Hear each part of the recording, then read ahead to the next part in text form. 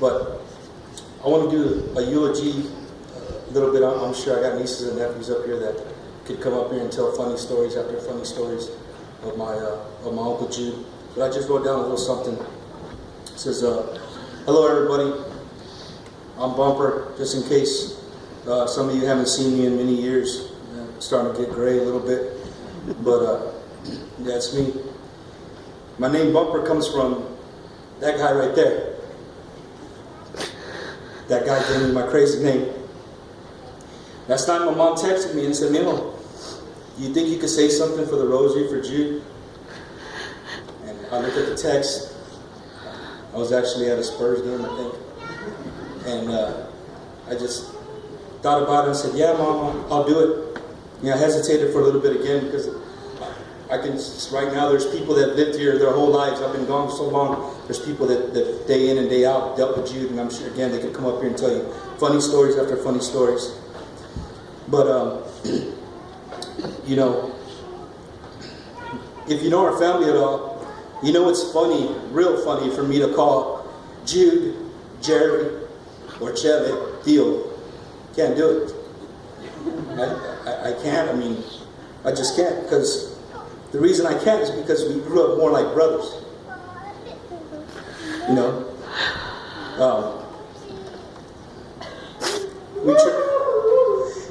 We traveled all over South Texas in my grandma's minivan.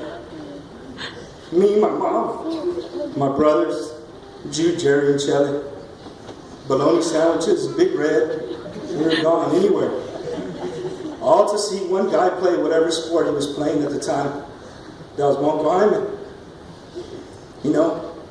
And we went everywhere in that van.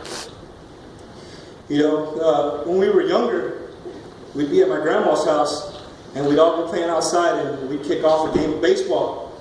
Well, there's 3 of us and 3 of them. So we'd always start a game, whether it was baseball, basketball, whatever, ping pong in the backyard, whatever it was. But within about 10 minutes, the teams were lopsided.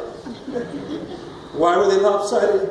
Because this guy here decided it was either one, too hot, or he just couldn't play the sport.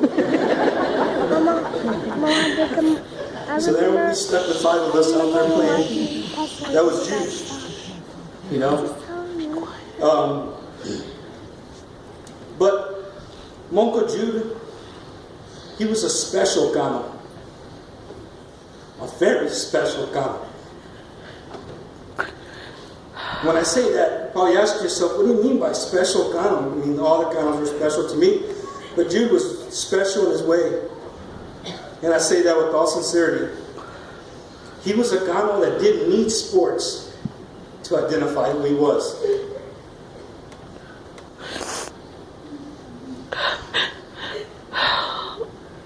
Jude was an honor student. I mean, God knows we're not honor students, you know what I mean? But Jude was an honor student all the time. And he loved to march in that mighty children marching band. And play that baritone that would play at my grandma's house and just hurt your eardrums. But he got better and he got better and he got better. But when Jude entered high school, that only meant one thing. That minivan was up and going again.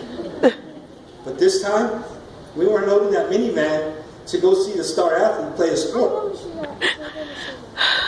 My friends would stop and ask me, Uncle, what are you doing here at the game?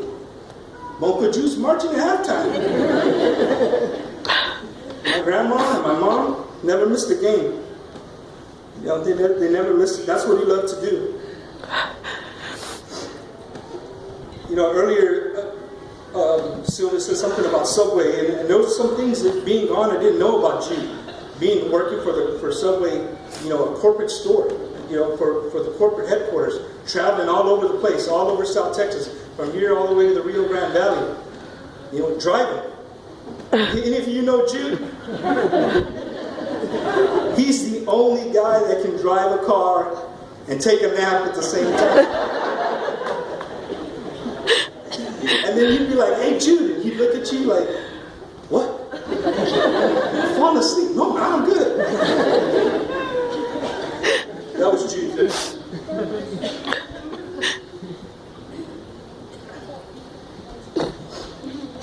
But one thing that I would really want you to remember my uncle about, remember his legacy. And it didn't hit me. It hit me the other day when everything happened. Me and my wife were talking, and I told her it's just a word. There's a word that comes to mind every time I think of him. One word.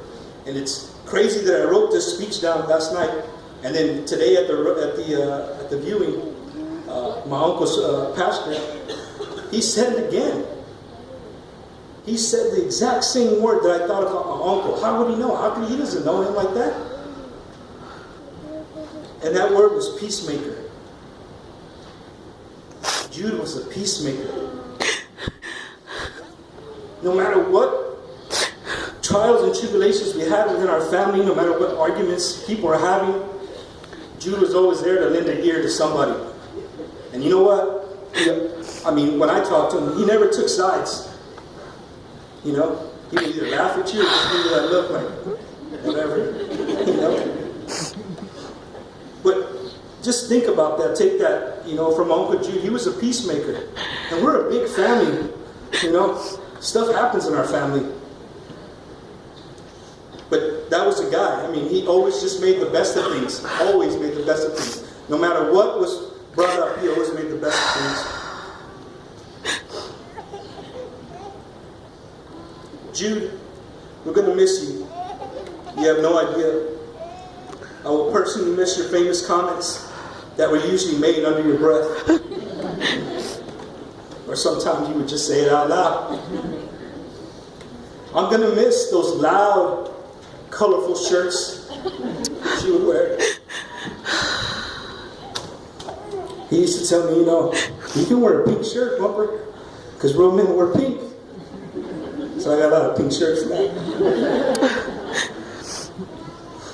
But also with those crazy, wild shirts, he would never let you down. Because he'd show up with a wild, crazy hairdo to go along with that crazy shirt.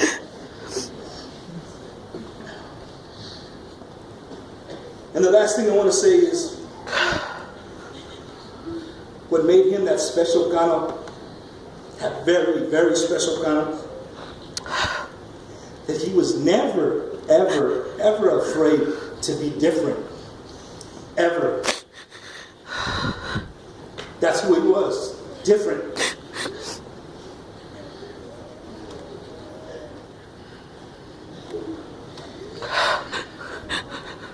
He just was who he was. And that's Jude Anthony Cano. Thank you.